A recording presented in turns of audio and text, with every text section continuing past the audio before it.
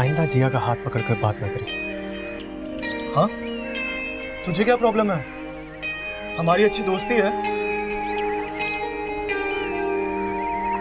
जिया बोलो तुम कुछ। उससे क्या पूछ रहा है, मुझसे बात कर। वो सिर्फ तुम्हारी नहीं, मेरी भी कजन है। लेकिन मेरे निकाह में है अभी तक, and keep that in your mind. जो बात करनी है मुझसे कर। तू तो अपने सेंसेस में है ही नहीं, तुझसे क्या खाक बात करूं? तो ठीक है, मत कर। यार तू ये कोर्ट का गुस्सा मुझ पे क्यों उतार रहा है? मुझे जिस पर प्यार आता है या गुस्सा आता है उसे ही शो करता हूँ। जिया प्लीज अंदर जाओ, प्लीज अंदर जाओ जिया। चलो। उससे क्या देख रहा है, मुझसे बात कर।